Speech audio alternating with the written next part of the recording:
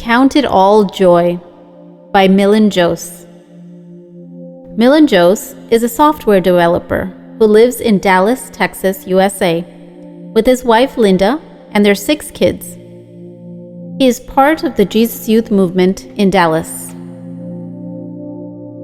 Millon encourages us to consider the sufferings and struggles of life as joy, for God is doing something wonderful even during such times.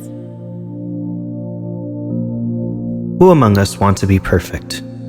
If you desire for it, which we all do, let us see how Count It All Joy can help us to be perfect and complete, lacking in nothing.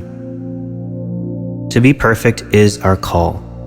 So be perfect, just as your heavenly Father is perfect. Matthew 5:48. Perfection means we are striving to live each and every moment by the grace of God. That's all. Yesterday is gone, and tomorrow is not here yet. All we have is this present moment.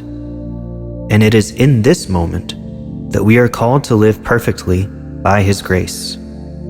The simple connection here is, when we face trials head-on with faith and hope, it produces perseverance, and perseverance makes us perfect. One of the hardest lessons we have to learn is how to be joyful in the midst of pain and suffering.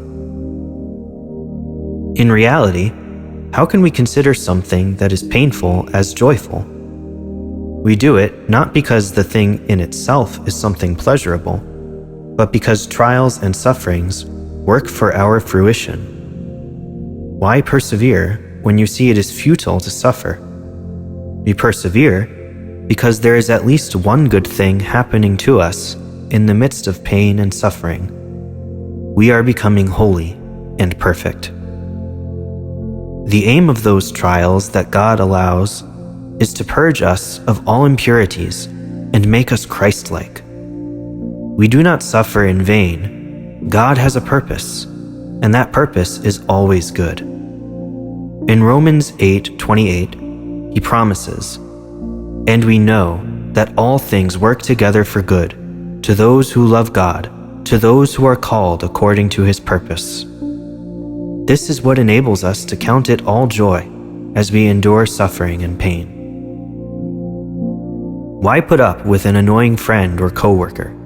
Why put up with a husband or wife in times of strife?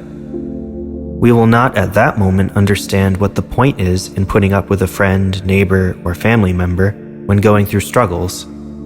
At that moment, it is hard to keep our eyes fixed on the fruits of perseverance or the future.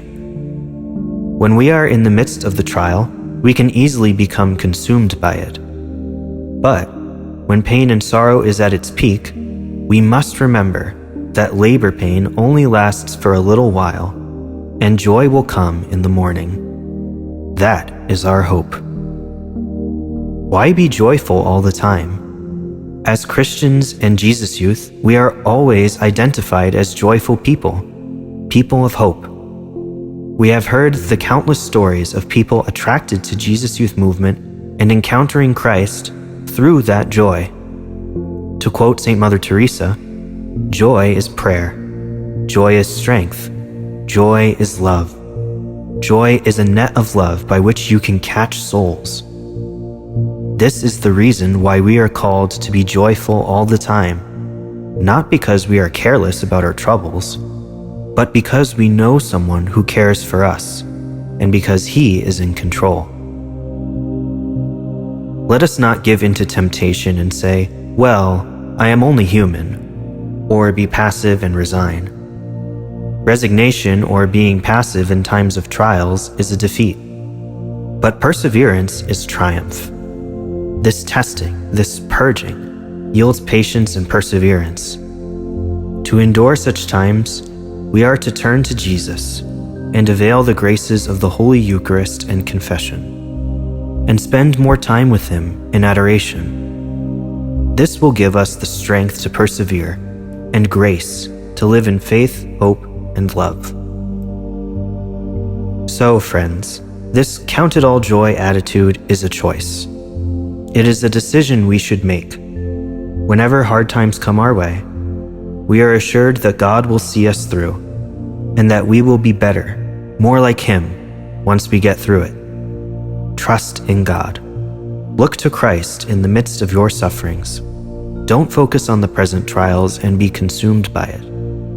Ask God to help you, to rejoice in Him, and to count it all joy.